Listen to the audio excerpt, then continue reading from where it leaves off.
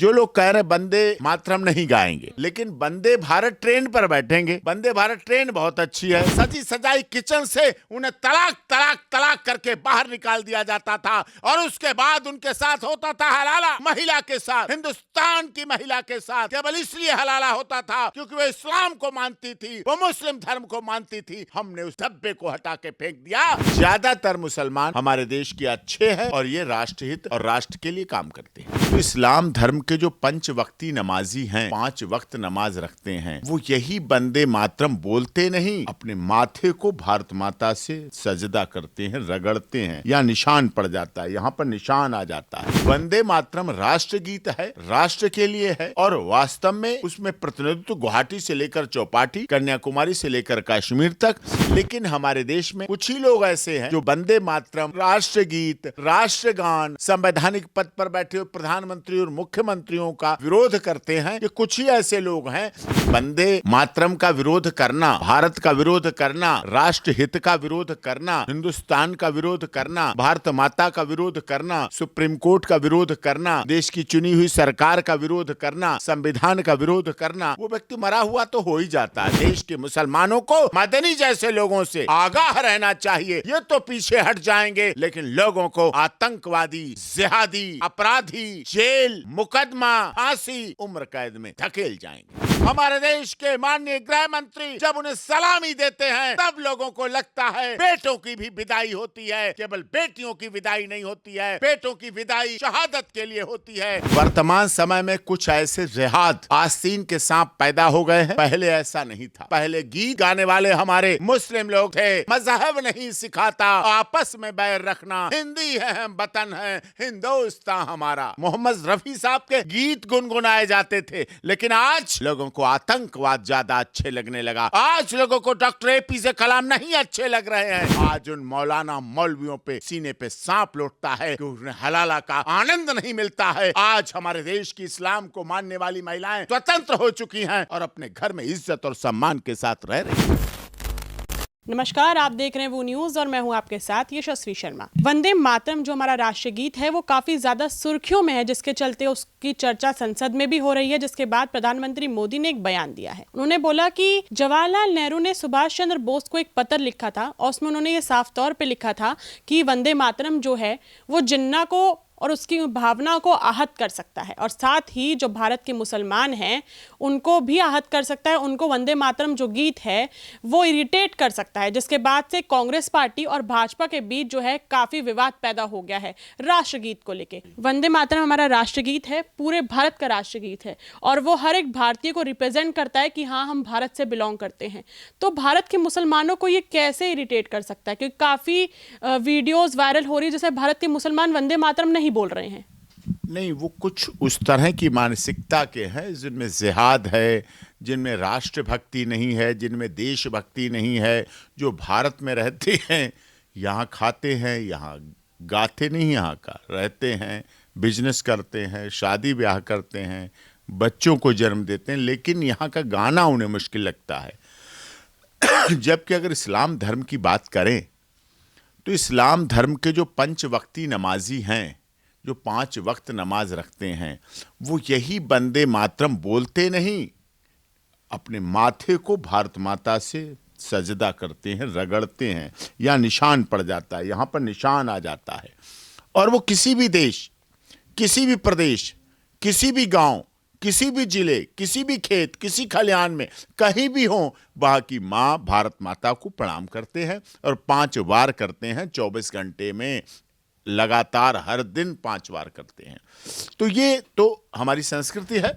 हमारी संस्कृति सर्वधर्म समभाव, सर्वजन हिताय, बहुजन हिताय, बहुजन सुखाय की भावना को लेकर चलती है।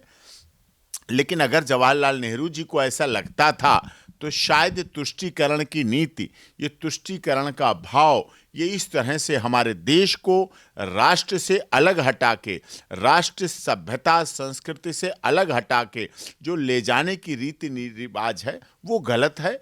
वंदे मातरम राष्ट्रगीत है, राष्ट्र के लिए है और वास्तव में उसमें प्रतिनिधित्व गुवाहाटी से लेकर चौपाटी, कन्याकुमारी से लेकर कश्मीर तक, जिसमें सभी धर्म, जाति, क्षेत्र, भाषा, संप्रदाय के लोग, गरीब, अमीर, दलित, शोषित, पीड़ित, मजदूर, मजलूम, व्यापारी, छात्र, किसान, महिलाएं, सबके लिए एक भाव लेकर आता है।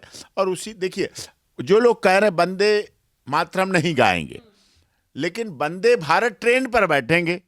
वंदे भारत ट्रेन बहुत अच्छी है, वंदे भारत ट्रेन की बहुत अच्छी सुविधा। जा जल्दी से वंदे भारत ट्रेन पर रिजर्वेशन करा दे, वहाँ की टिकट ले ले, बहुत जल्दी पहुँचाए। सुपर फास्ट है, सुपर सफाई है, सुपर टाइम पे चलती है, बहुत अच्छी कैंटीन है, कैटरिंग बहुत अच्छी है। तो ये जो चीज़ें हैं तो देखने वाली बात है। लेकिन हमारे देश में कुछ ही लोग ऐसे हैं जो वंदे मातरम और राष्ट्रगीत, राष्ट्रगान, राष्ट्रीय पशु, राष्ट्रीय पक्षी, संविधान, सुप्रीम कोर्ट, संवैधानिक पद पर बैठे हुए प्रधानमंत्री और मुख्यमंत्रियों का विरोध करते हैं। ये कुछ ही ऐसे लोग हैं, ज़्यादातर मुसलमान हमारे देश के अच्छे हैं और ये राष्ट्रहित और राष्ट्र के लिए काम करते हैं। एक मौलाना है अरशद मदनी, उनका नाम काफी ट्रेंड में इसलिए चल रहा है क्योंकि उन्होंने हाल ही में एक ऐसा बयान दिया जिसके चलते जो काफी भावनाएं हैं वो आहत हो चुकी हैं, खासतौर पे हिंदुओं की भी। उन्होंने बोला कि वंदे मातरम जो है, जो लोग वंदे मातरम बोल रहे हैं या जो मुसलमान वंदे मातरम बोल रहे हैं वो कौम, अब उन्हें लगता होगा कि अब उनकी जीवन की आखिरी सांस है, क्योंकि वंदे मातरम का विरोध करना, भारत का विरोध करना, राष्ट्र हित का विरोध करना, हिंदुस्तान का विरोध करना, भारत माता का विरोध करना, सुप्रीम कोर्ट का विरोध करना, देश की चुनी हुई सरकार का विरोध करना, संविधान का विरोध करना, वो व्यक्ति मरा हुआ तो हो ही जाता है। तो उन्हें अपना दिख रहा है कि अरे मैं कैसे जिंदा लाश बन गया। जो व्यक्ति देश और राष्ट्र हित की बात करेगा, जो भारत माता की जय हिंदुस्तान जिंदाबाद करेगा, वो दिन दूनी रात चौगनी बढ़ के बोलेगा भी, गाएगा भी, दौड़ेगा भी, चलेगा भी। इसीलिए उन्हें ऐसा लगता है, उनकी भावना है, वो तो इस तरह से हमारे देश के मुस्लिम लोगों को भड़काने का काम करते हैं। और ऐसे लोगों की ही बदौलत, ऐसे लोगों ने ही जिहाद फैलाने की बात करके हमारे देश के जो डॉक्टर थे, जो इंजीनियर थे, जो प्रोफेसर थे, जो 10th और 12th के टॉपर थे, CPMT के टॉपर थे, MBBS MD टॉप जिन्होंने किया, जो मेडिकल कॉलेज के प्रोफेसर थे, ऐसे लोगों ने, मदनी जैसे लोगों ने, ऐसे डॉक्टर्स के हाथों में, जिनके हाथ में स्टेथोस्कोप हुआ करता था, जिनके हाथ में इंट्रावेनस इंजेक्शन हुआ करता था, जिनके हाथ में जिंदगी होती थी, जिनके हाथ में जान बचाने का काम होता था, उन हाथों में इन्होंने रिवॉल्वर, बारूद पकड़ा दिए और चिकित्सक भगवान जैसे दर्जे को भी बदनाम करके हैवान बना दिया, आतंकवादी बना दिया। जो सारा कुछ सामने हो रहा है, दिख रहा है, ऐसे लोगों ने ही हमारे देश के मुसलमानों को दूसरे रास्ते पर ले जाकर बदनाम करने का भी प्रयास किया है। इसलिए इस देश के मुसलमानों को मदनी जैसे लोगों से आगाह रहना चाहिए। ये तो पीछे हट जाएंगे, लेकिन लोगों को आतंकवादी, जिहादी, अपराधी, जेल, मुकदमा, फांसी, उम्र कैद में धकेल जाएंगे।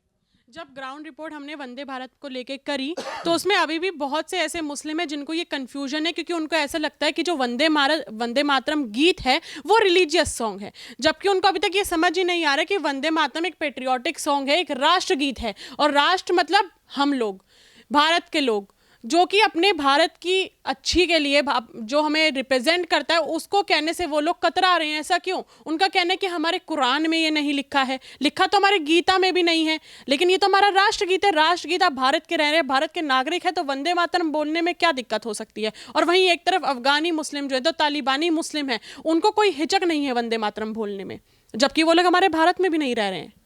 वो जानते हैं राष्ट्रहित सर्वोपरि होता है, राष्ट्र से बड़ा कुछ नहीं होता है, राष्ट्र धर्म से कोई बड़ा नहीं होता है। हमारा देश एक कागज पे खिंची हुई लकीरें नहीं है। इस देश में गुवाहाटी से चौपाटी, कन्याकुमारी से कश्मीर, अटक से कटक तक करोड़ों लोग इस भावना के साथ रहते हैं, राष्ट्रगीत के साथ। अगर वंदे मातरम ना हो, अगर राष्ट्रगान ना हो, अगर भारत माता की जय ना हो, अगर हिंदुस्तान जिंदाबाद ना हो, तो जब बॉर्डर पर हमारा सैनिक लड़ता है तो वो एक ही बात कह के जाता है अपनी माता से, मां मैं जा रहा हूं बॉर्डर पर, या तो तिरंगा लहरा के आऊंगा या तिरंगे में लिपट कर आऊंगा, लेकिन आऊंगा जरूर, आता जरूर है। लोग कहते हैं लड़कों की, युवाओं की विदाई नहीं होती। अगर विदाई देखनी है तो जब बॉर्डर पर सैनिक शहीद होके आते हैं, तब जो उनका तिरंगे में लिपट कर रखा जाता है शव, और हमारे देश के राष्ट्रपति, हमारे देश के माननीय रक्षा मंत्री, हमारे देश के माननीय गृह मंत्री जब उन्हें सलामी देते हैं, तब लोगों को लगता है बेटों की भी विदाई होती है। केवल बेटियों की विदाई नहीं होती है, बेटों की विदाई शहादत के लिए होती है, बेटों की विदाई देश के लिए होती है, बेटों की विदाई रक्षा के लिए होती है, बेटों की विदाई भारत के तिरंगा और वंदे मातरम और राष्ट्रगान के जिंदाबाद और भारत माता की जय के लिए होती है। आखिर ये कुछ लोग जो वंदे मातरम बोलने से कतरा रहे हैं, आपको क्या लगता है कि इनको ऐसे कौन इन्फ्लुएंस कर रहा होगा, या फिर इनकी जो ये मानसिकता बन गई है? क्योंकि खासतौर पे जब माँ के पेट से बाहर निकलते तब तो इतनी मानसिकता नहीं होगी इनकी ऐसी। जब ये बड़े होते होंगे, जब समझ आती होगी, सामाजिक ज्ञान आता होगा, तभी कहीं ना कोई इनको फूट डालता होगा। तो ये ज्ञान, ये इनकी मानसिकता बना कौन रहा है? इनके पीछे किसका? आज वर्तमान समय में कुछ ऐसे जिहाद आस्तीन के सांप पैदा हो गए हैं। पहले ऐसा नहीं था। पहले गीत गाने वाले हमारे मुस्लिम लोग थे, मजहब नहीं सिखाता आपस में बैर रखना, हिंदी है हम वतन है हिंदुस्तान हमारा, ये चीजें थी। ये मोहम्मद रफी साहब के गीत गुनगुनाए जाते थे। लेकिन आज लोगों को आतंकवाद ज्यादा अच्छे लगने लगा। आज लोगों को डॉक्टर एपीजे कलाम नहीं अच्छे लग रहे हैं। आज लोगों को अशफाक उल्लाह खां की शहादत नहीं अच्छी लग रही है। आज लोगों को हामिद, शहीद हामिद की बातें याद नहीं आ रही हैं। आज लोगों को रजिया सुल्ताना का इतिहास नहीं अच्छा लग रहा। उन्हें रजिया सुल्ताना, शहीद अशफाक उल्लाह खां, डॉक्टर एपीजे कलाम मुसलमान नहीं लगते हैं। उन्हें वो मुसलमान लगते हैं जो आतंकवाद की बात करें, जो जिहाद की बात करें, जो लफ्ज़ जिहाद की बात करें, जो रोटी जिहाद की बात करें, जो थूक जिहाद की बात करें, जो पानी जिहाद की बात करें। इन लोगों ने ऐसे ही बोल बोल के, ऐसे ही कारनामे कर करके हमारे देश के मुसलमानों को बदनाम करने का काम किया है। आज जरूरत है इस देश के मुसलमानों को जाग जाने की कि ऐसे फिरका परस्त लोग जो उनके बीच ऐसी भावनाएं पैदा कर रहे हैं, उनको तिरस्कृत करें, उनका बहिष्कार करें, और भारत की मुख्य धारा में जुड़कर जिस तरह से हमारे देश के प्रधानमंत्री, भारत की सरकार सबका साथ, सबका विकास, सबका विश्वास और सबके साथ न्याय का नारा लेकर चलते हैं, उसी भावना के साथ करें तो निश्चित तौर पर बदलता हुआ भारत, विकसित भारत, बढ़ता हुआ भारत, जिसमें 370 और 35 से हटने के बाद आज जम्मू कश्मीर, लद्दाख, लेह में IAS IPS मुसलमान बने। हमने वो केस लड़ा, ट्रिपल तलाक पूरी दुनिया में था, धब्बा था हमारे देश के इस्लाम की महिलाओं की और पूरी दुनिया के इस्लाम की महिलाओं पर धब्बा था। लेकिन हमने वो लड़ाई लड़ी जब हमारी एक बहन रेशमा, जो हमें वर्षों से राखी बांधती थी, भैया दूज करती थी, जब वो रो के आई कि मुझे मेरे पति ने तलाक देकर निकाल दिया, उस समय वो 2 बच्चों से गर्भवती थी, जुड़वा बच्चों की गर्भवती थी। हम उसके भाई धनबल, जनबल, बाहुबले थे, बहुत वक्तत्व था ऊंचा, लेकिन वो सिर झुका के खड़े थे। मैं क्या करूं? मैंने कहा कोई बात नहीं, रेशमा बहन की लड़ाई मैंने लड़ी, सुप्रीम कोर्ट में लड़ी और ट्रिपल तलाक को क्वैश करा के हटा दिया। जब 2 जुड़वा बच्चों की बहनें पेट में जुड़वा बच्चा लेकर के, उनका सजा सजाया घर, सजा सजाया ड्राइंग रूम, सजी सजाई किचन से उन्हें तलाक तलाक तलाक करके बाहर निकाल दिया जाता था, और उसके बाद उनके साथ होता था हलाला। सोचिए, एक महिला के साथ, हिंदुस्तान की महिला के साथ केवल इसलिए हलाला होता था क्योंकि वो इस्लाम को मानती थी, वो मुस्लिम धर्म को मानती थी। हमने उस धब्बे को हटा के फेंक दिया। आज उन मौलाना मौलवियों पे सीने पे सांप लौटता है कि उन्हें हलाला का आनंद नहीं मिलता है। आज हमारे देश की इस्लाम को मानने वाली महिलाएं स्वतंत्र हो चुकी हैं, मजबूत हो चुकी हैं, विकसित हो चुकी हैं और अपने घर में इज्जत और सम्मान के साथ रह रही हैं।